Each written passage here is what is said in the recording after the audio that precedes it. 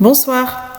Le sujet des limites est un sujet complexe qui nécessite donc une deuxième et peut-être même une troisième vidéo pour la suite, puisque dans la précédente vidéo, comment fixer ses limites, nous avons vu qu'il y avait donc un souci, une incompréhension, une erreur parfois de confondre le fait de dire oui ou de dire non comme quelque chose qui était gentil ou méchant, et d'associer le fait de refuser quelque chose à quelqu'un ou le fait d'accepter plutôt comme quelque chose donc soit de bienveillant ou quelque chose plutôt de méchant.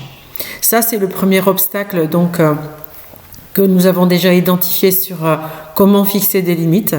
Il y a une deuxième erreur, un deuxième obstacle qui est assez courant, c'est celui d'avoir la conviction, quand on veut fixer des limites, d'avoir la conviction qu'on veut dire à l'autre personne ce qu'il doit faire. C'est-à-dire qu'on pense que fixer des limites, c'est dire à l'autre personne, voilà comment tu dois te comporter. Et en fait, ça ne fonctionne pas. Donc voilà, dans cette vidéo, on va essayer de voir comment on peut fixer des limites d'une façon qui fonctionne, puisque c'est agir dans ce que nous pouvons contrôler. Si nous essayons de changer une autre personne, de la forcer à faire quelque chose qu'elle ne souhaite pas, eh bien nous ne sommes pas dans le contrôle, et ça donne un sentiment finalement d'impuissance, puisque nous ne pouvons pas changer les autres personnes. Et je pense que c'est pour cela que beaucoup de personnes se sentent frustrées dans le fait de fixer des limites, puisque parfois on entend des gens dire à un autre, il n'a pas le droit de me parler comme ça, tu n'as pas le droit de me parler comme ça, tu ne peux pas me parler comme ça. Et en fait, si, elle vous a parlé comme ça, elle nous a parlé comme ça, et elle peut le faire, et elle le fait. Donc le fait de fixer des limites, ce n'est pas de dire à l'autre personne ce qu'elle doit faire ou ce qui ne convient pas dans son comportement.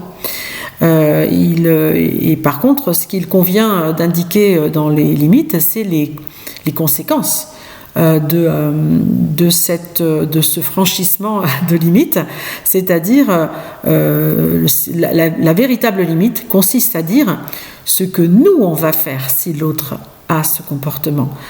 Par exemple, si on a un enfant à la maison et puis qu'il y a un traitement du médecin qu'il faut prendre, ou des prescriptions par rapport à une allergie ou d'autres domaines, ou des devoirs à faire, ou un couvre-feu qui est imposé quand on laisse sortir, si ce sont déjà des préadultes, des grands enfants, la seule chose, vous ne pouvez pas l'empêcher de faire certaines choses. Par contre, vous pouvez lui dire écoute, voilà moi ce que je vais faire si telle chose se produit.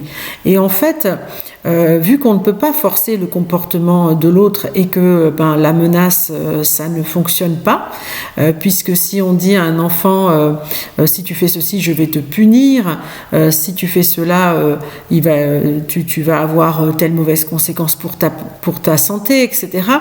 Et bien souvent, on peut se retrouver dans un rapport de force, et donc ce n'est pas très positif. Par contre, si on dit voilà, écoute, si tu ne suis pas le traitement, moi je te conduirai à l'hôpital. Au moins comme ça, il sait les conséquences que cela entraîne. Ou de lui dire écoute, si tu ne manges pas ton plat principal, je ne te donnerai pas de dessert. Voilà, on dit à l'avance, si vous voulez, les conséquences de ce que la personne fait, mais on ne rentre pas dans un rapport de force, puisque ça montre en fait notre impuissance. Donc en fait, cette façon de réagir montre que nous sommes davantage dans l'action sur ce que nous pouvons contrôler, et empêche le sentiment d'impuissance, et en fait un petit peu aussi le fait d'avoir des changements qui ne sont pas en profondeur, puisque l'enfant, s'il fait quelque chose ou s'il ne fait pas quelque chose par peur de la punition, le changement sera juste superficiel. Il n'aura pas vraiment compris la leçon, il n'aura pas vraiment potentiellement changé de comportement à long terme. Et évidemment, il ne s'agit pas de laisser faire ce qu'on veut, puisque on sait que l'éducation des enfants qui est complètement permissive et qui ne fixe aucune limite est tout aussi dangereuse qu'une éducation qui est trop sévèrement réprimée. Donc il y a d'autres options que celle de dire à quelqu'un ce qu'il doit faire. C'est plutôt d'indiquer ce que vous allez faire, c'est-à-dire là où vous êtes dans le contrôle. Puisque c'est compliqué de forcer quelqu'un, on peut le forcer à court terme, mais il ne s'agit pas de cela, il s'agit donc d'accompagnement, d'éducation, de construction de la personnalité dans le cadre avec des enfants par exemple, mais c'est pareil dans le cadre d'une relation avec un collègue de travail ou avec son conjoint. Si la personne se comporte d'une façon qui ne nous convient pas, plutôt que de lui dire ce que tu fais ne me convient pas, plutôt lui dire écoute, si tu agis de cette façon, il est probable que je cesserai de te parler. Si c'est un collègue de travail, peut-être même si c'est son employeur, peut-être que je quitterai ce travail. Enfin, si vous pouvez le faire et si vous avez l'intention de le faire, voilà ce que vous pouvez dire, c'est-à-dire l'action qui est sous votre contrôle. Et donc, pour revenir en matière d'éducation avec les enfants, il faut expliquer aux enfants qu'on les aime, l'amour est inconditionnel, mais les attentes sont également élevées. Il ne faut pas baisser les exigences quand on aime son enfant et se dire tiens, je l'aime, donc je ne vais pas être exigeant. C'est tout l'inverse. Il faut un amour très élevé et des exigences également très élevées. De cette façon, on favorise un environnement d'amour, de soutien, et on peut donc l'aider à comprendre à quoi servent les limites. Et plutôt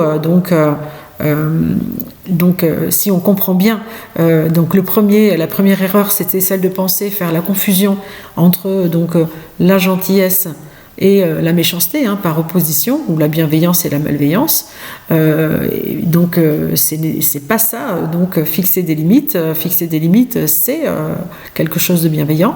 Et donc la deuxième erreur, c'était de forcer quelqu'un, de penser qu'on peut dire à quelqu'un ce qu'il doit faire, alors qu'en fait il s'agit plutôt de soi. Il s'agit donc d'une approche plus sous notre contrôle, de dire à l'autre ce que nous sommes en capacité, quelle est la décision qu'on va prendre sans les forcer forcément à changer.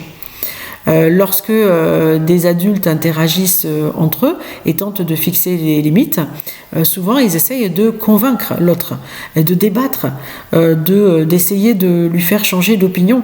Et donc, cette personne, on exige d'elle qu'elle soit comme ci ou comme ça.